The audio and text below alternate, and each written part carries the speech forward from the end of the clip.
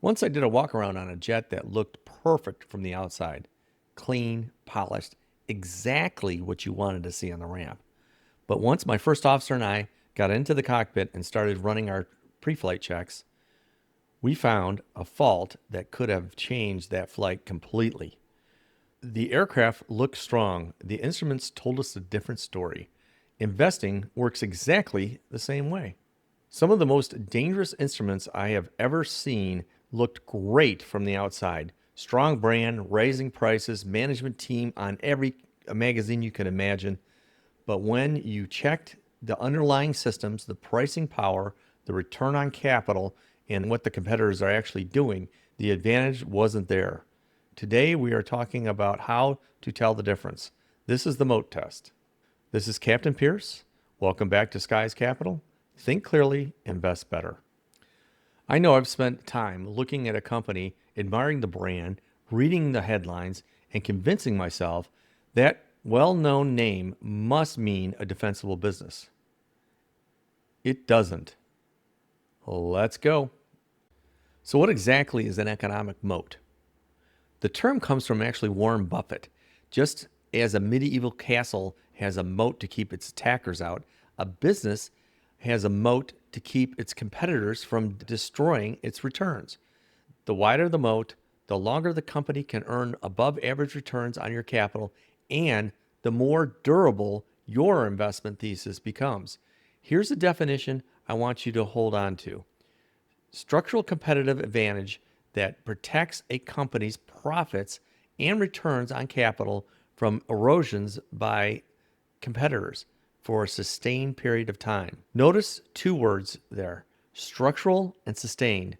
Not temporary, not lucky, structural and sustained. And here's why it matters for you as an investor. Moat quality is one of the most important determinants of your long-term returns.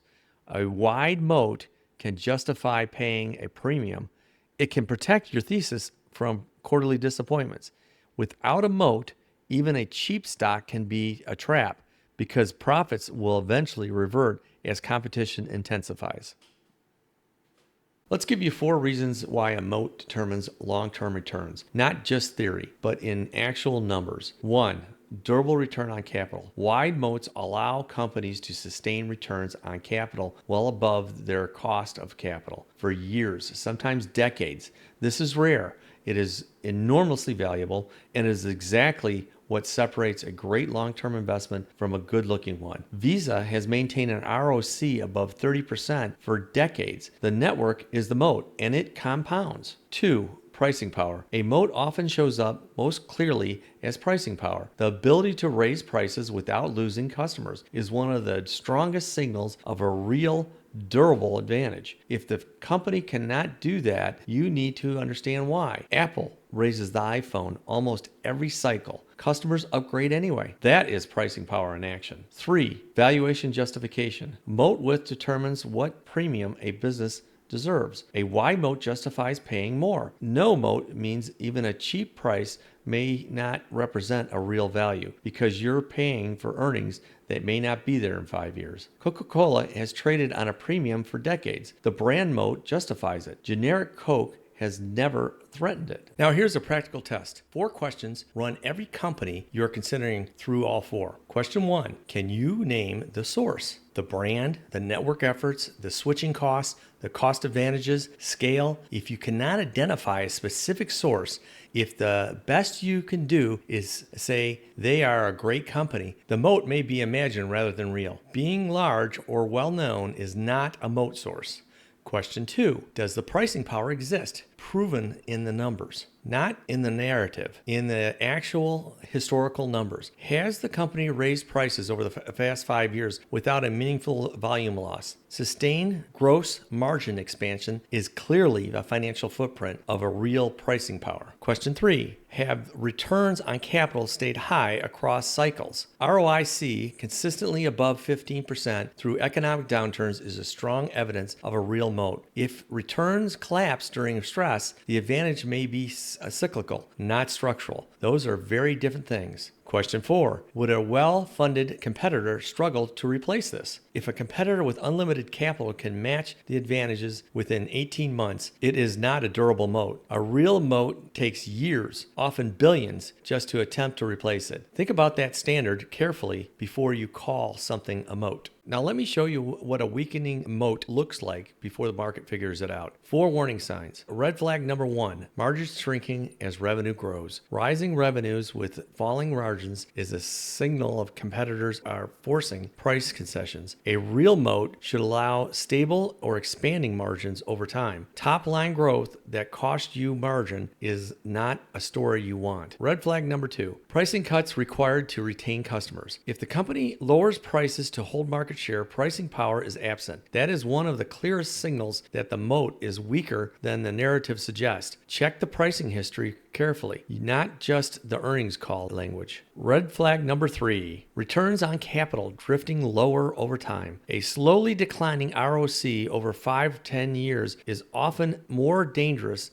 than a sudden drop. It suggests that a competition is gradually eroding the advantage, even if the quarter results still look acceptable on the surface. The trend matters more than a single data point. Remember, the trend is your friend. Red flag number 4, competitors gain share despite heavy effort. When rivals are growing faster in the core market despite investing heavily, it tells you the structural barrier is lower than assumed. Watch the market share trends, not just absolute revenue numbers. Now the other side. 4 signals that the moat is real and holding. Signal number 1, prices raised, customer stays. Demonstrate pricing power over multiple years is a single most reliable signal of a real moat. If the company has risen prices consistently and retained volume, the advantage is likely structural, not just a good quarter. Signal number 2, return on capital remains high throughout downturns. A moat that only holds during good times is not a moat, it's a cycle. ROCs staying above 15% throughout recessions and industry stress, that is a financial proof of a genuine structural advantage. Signal number 3, competitors have tried and largely failed. Years of well-funded competitive effort without materially share loss is a powerful evidence. If a rival have spent heavily and still can't gain traction, the barrier is real, not just assumed. The pattern is hard to fake in the numbers. Signal number 4, free cash flow grows as the business scales. A business with a real moat should generally increase free cash flow as it gets larger, not just more revenue. Rising free cash flow margins alongside scale are the financial signatures of a compounding moat. That's what you want to look for. Before every flight, we run our pre-flight checklists. We check the weight and balance numbers, not to admire the aircraft or the route we're going to fly, but to confirm that the flight is set up safely before takeoff. The Moat Test works exactly the same way. You're not asking whether the business looks impressive from the outside. You're checking the numbers and the systems that matter under pressure. Pricing power, return on capital, competitive barriers before you commit your hard-earned capital. Don't assume a moat exists just because the company is large or well-known. Test it. Check pricing power. Check return on capital. Ask how the customers would actually behave if a better option showed up. A real moat shows up in the numbers, not just the story. Ask yourself, if this company lost its biggest advantage tomorrow, how much of the business would survive? The answer tells you almost everything you need to know.